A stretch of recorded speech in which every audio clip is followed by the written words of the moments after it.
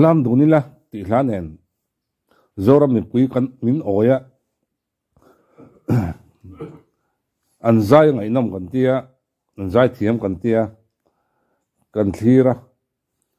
chuti line an re wang wanga hey chan lo khana isuan hung kan zui ti nen jp ka ron lang nol maya ngai thang o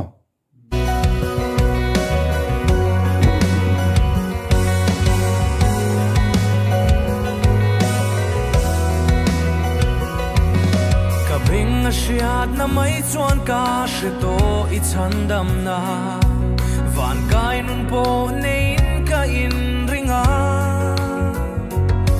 ma se kalal I swalam reng hi kalo don ngai lova athin lung liam fo vin ka in ring atun na lu mai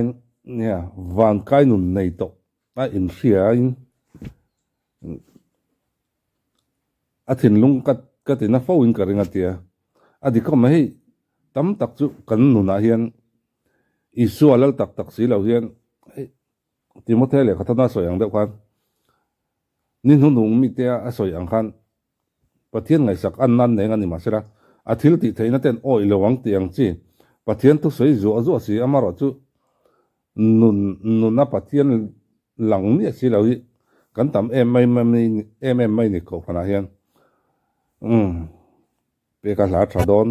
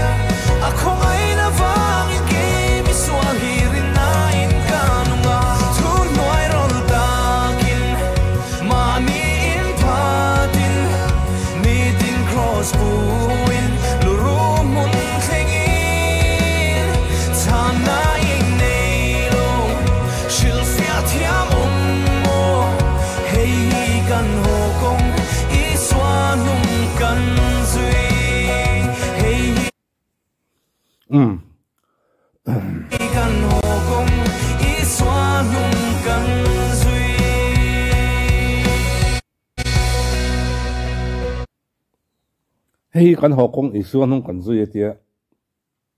avan ril ngai ve ni khring nu na hian kan hokong kan zo ani achan chu he kan khring nun hian kan pian ni atang hianin kan ho na tur min siam tu pathian nung kan zui don nge chaton ram hun lam tlong kan zui don kong ni hi kan ma hian kan kalna turi chopina omhala ni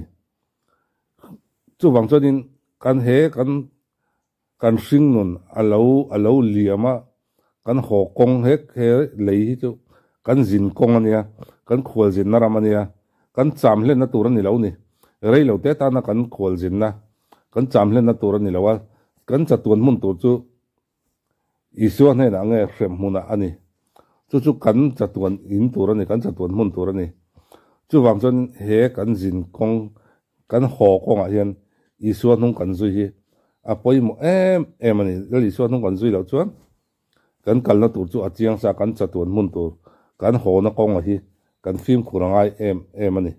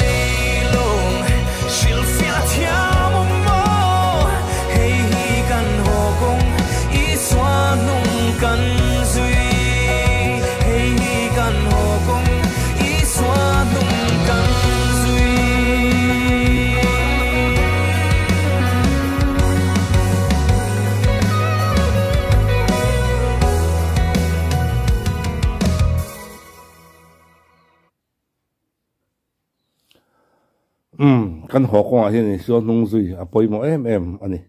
kan nuna hian ole mani kanin gospel verses lengzem kar eka ka soi to a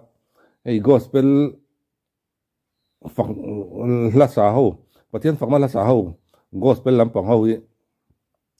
anin tum chop lo maya lengzem hi chu din tum chop ani a farate te thlengin la hin ron nei fir maya amaro chu gospel lampang hi kan hla pu tu ho te tle min an kuman uai thla lampang dewa thain mol min liam sana la thar reng hi mu tur hi awang mai ni la thar anti han om ve dewa han enila le lin bok thi lo nia chu wang jani pathian hi kan pol tok lo ni pathian nen hian kan in dor tok lo ni kan fakla sa ho te ti hialin kar ek pha to nge hei tuna jhp ka ron lang not maya alo mong khop mai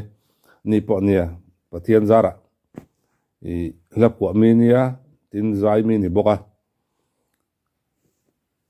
singer songwriter hi kan nei tam lutuk lawa chu wang chonin gospel angat phe chong kan nei tam kan nei mang lawa i tlem kan nei zeu ani maya chu wang chon ni po pathian nen ron tang sela fakna la thatak tak nen kan hule zel tu ranga yang ole hun man no